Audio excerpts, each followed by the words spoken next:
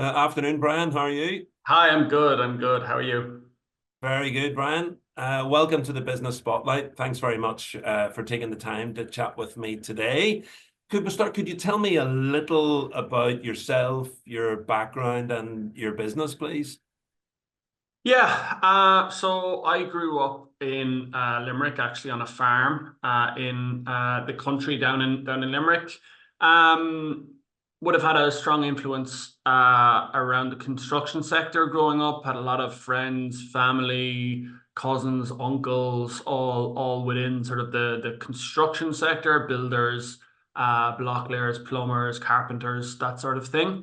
That gave me a strong orientation towards construction. So in went to university in Dublin and studied civil engineering, but matched that a little bit with some software engineering as well. Took for my sins, took two courses for the first 2 years, civil and some software in there as well.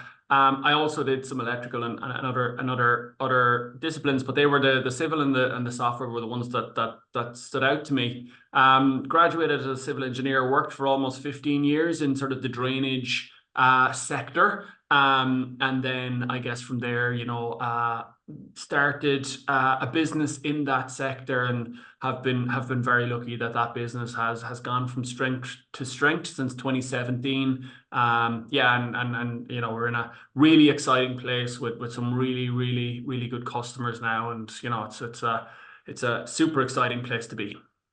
And whenever you were growing up on the farm in Limerick, is this what you envisaged doing? Was this ever something you thought you'd do, or?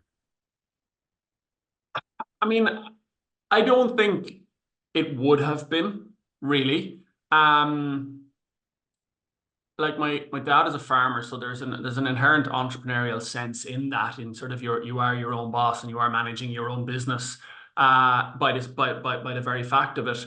But it would be a world away from sort of the normal VC, private equity funding, all that sort of thing. So I mean, I knew reasonably early on I wanted to work in construction, and that was probably more heavily influenced by sort of extended family, cousins, uncles, like I said. Once I got a taste for the civil engineering and that industry, I really liked it. I was hugely drawn to drainage infrastructure, how that works. Super nerd on like pipes and drainage and CSOs and all of that sort of thing. And that was what drew me very closely, which I didn't expect. That wasn't kind of where I expected to be. And anything sort of water related was something that really piqued my interest, even from a pretty early age. And then in terms of starting the business, I think I was always very ambitious, and I think I always liked the idea of doing that. Whether I actually understood that it would be possible for me, probably not. I probably thought it was an aspirational goal rather than something that I would actually realize. And tell me about your target market. Who do you enjoy working with, and who benefits the most from working with Storm Harvester? Yeah, so we sell into wastewater utilities, typically water and sewage utilities, WASCs as they're called, typically. So our products will be used by the operators, by the staff, right across the whole business on sort of the wastewater utility side. Hmm. Um, those individuals that work with the platform, work with our software, that use that, they benefit from it. They benefit by being more efficient, by being able to, help reduce pollution, help reduce flooding, and that has a knock-on community impact. So we always say it's people and the environment, really. That's what we're working for. So we're helping the people in the utilities be more efficient, be more proactive, have an enjoyable work system that they can use that gives them the greatest return for their work day. And then, by doing that, we're reducing pollution, we're reducing flooding, and we're helping people and communities and the environment. What would you say has been your biggest lesson as a business owner since launching Storm Harvester?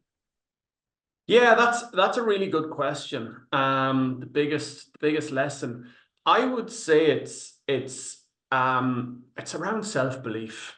You know, if you can think it, you can do it. And I think, you know, when I'm starting out at the business, when I reflect back, I probably spent longer than I should have deliberating on the idea for the business and iterating on the idea for the business without just going for it.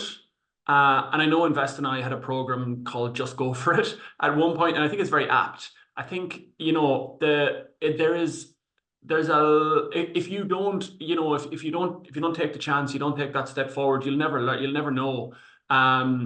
You know, and we work with Anglian Water, and their director of wastewater gave a keynote speech at our annual conference last year, at our user conference, and she said, you know, they work on a philosophy of having 80% of the information. Once you have 80% of the information, you go, because you'll learn the other 20, or you'll iterate on the other 20. And to me, I would say that's probably the biggest thing I've learned is just go for it. Like, I mean, once you gather enough information, once you've got, you'll never have all the information. And if you're waiting for that, you won't take the first step. And if you don't take the first step, you're never going to go on that journey. And it's an amazing journey to go on. It's like super exciting, highs, lows. But you just got to get on, and you just got to take the first step. Yeah, it's great advice there. And who's influenced you along the way? Yeah, I mean, I guess there's influences at different tiers, isn't there? Like there's influences that you'll have, you know, looking up different entrepreneurs and reading different entrepreneurial stories of, you know, all these great companies that have gone on to be unicorns, and you know, have gone on to have these crazy exits and scales. So there's influences that side, probably more practically in terms of, you know, where would I have got most direct influence. Worked very closely with another Northern Ireland entrepreneur called Neil MacDonald at the start. Neil's got his own company called Thrive. And he worked very closely, did a couple of days a week with us in the business for a while.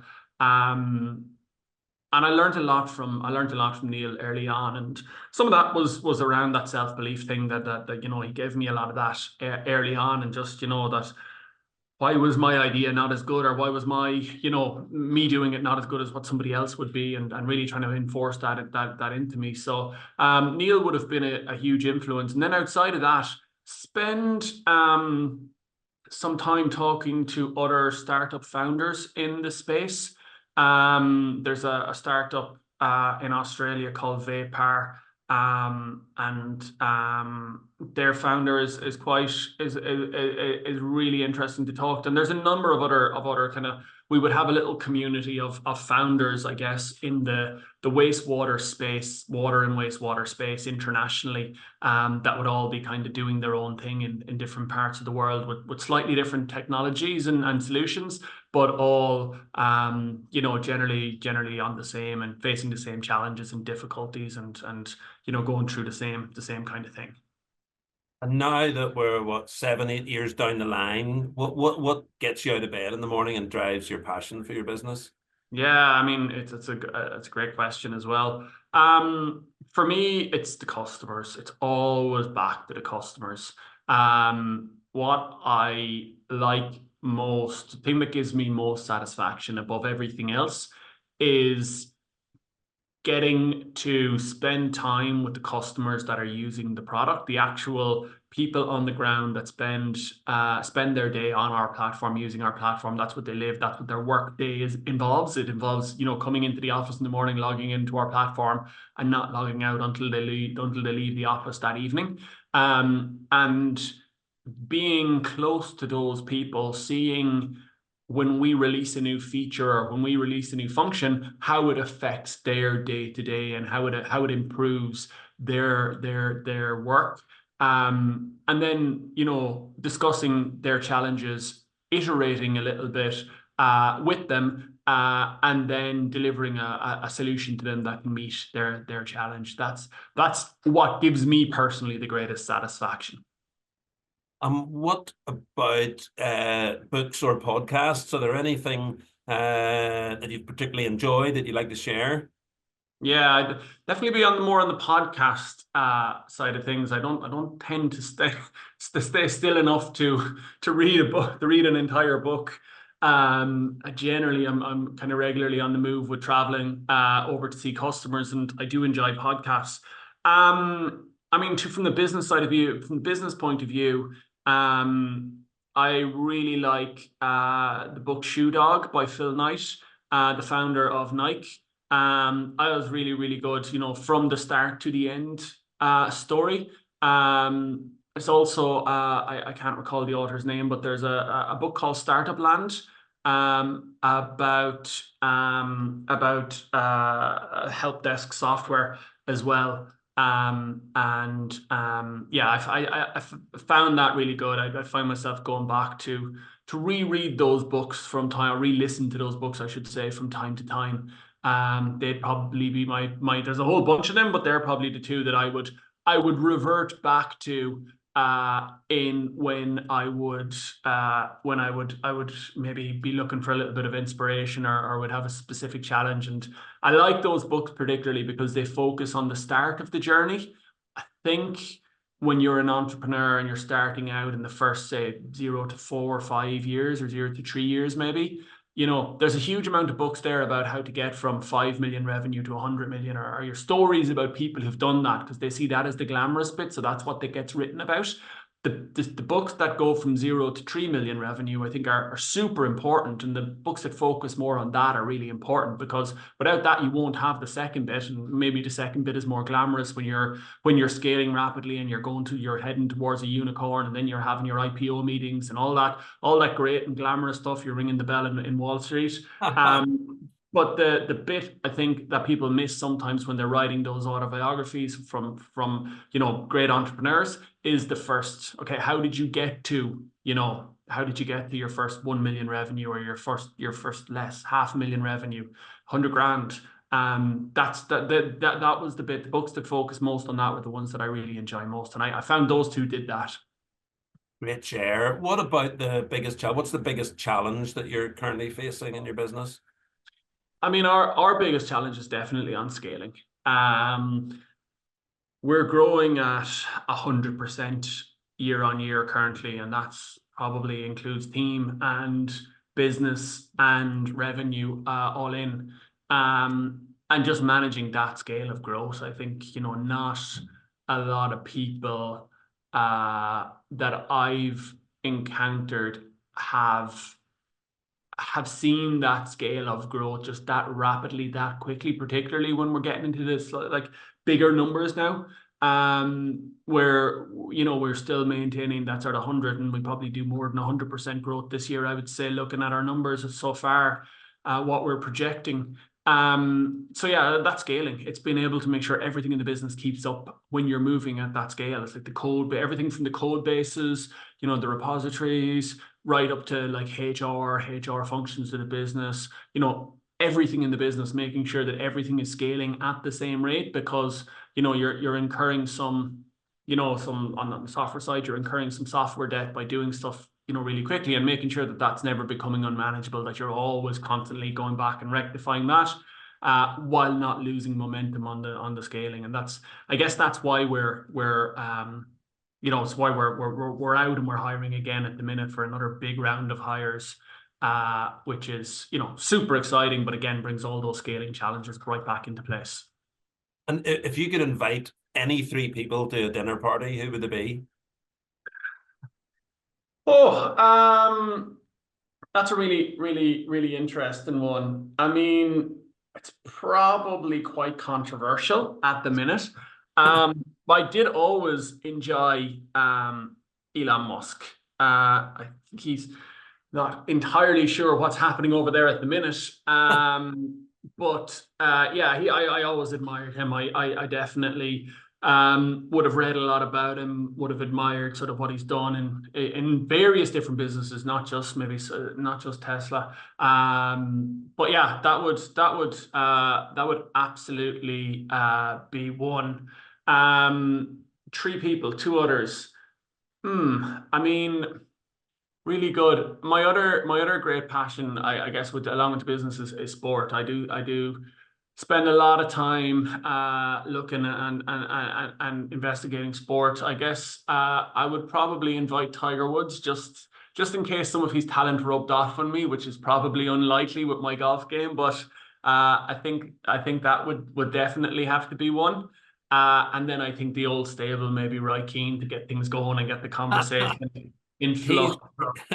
he's cropped up a few times and he's Yeah, it'd be yeah, a good crack, definitely. That'll be I a think good so. night, Brian. I'll be fair, that'll be a good night there. Yeah, I think so. I think so. Yeah, yeah. I don't know.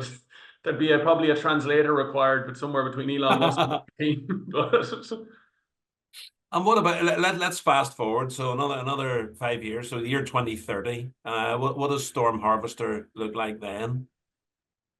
I mean, I'd like to think that we have branched out into different product sectors, that we are, you know, there with or are the leading digital solution provider for utilities, wastewater utilities, maybe water utilities as well, worldwide. That we have, we have moved into the US market, that we're working heavily over there, that we've got, a huge number of customers. And, I'd like to think that they feel as passionately about us as what our current customers feel about us as well. Yeah, I mean, that would be all right for me. I'd be happy with that.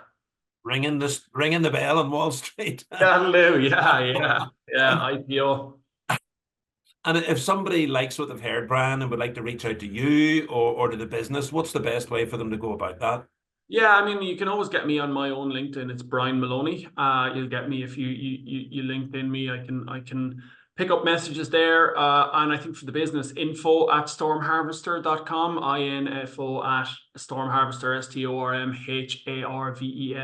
stormharvester.com is probably the best way. And like I said, look, we are recruiting. We'll be looking to hire about 25 software engineers and maybe some other key positions that are all or will all and are all going up on the website currently. So if anyone out there is interested, yeah, please submit either via the website or email directly to info@stormharvester.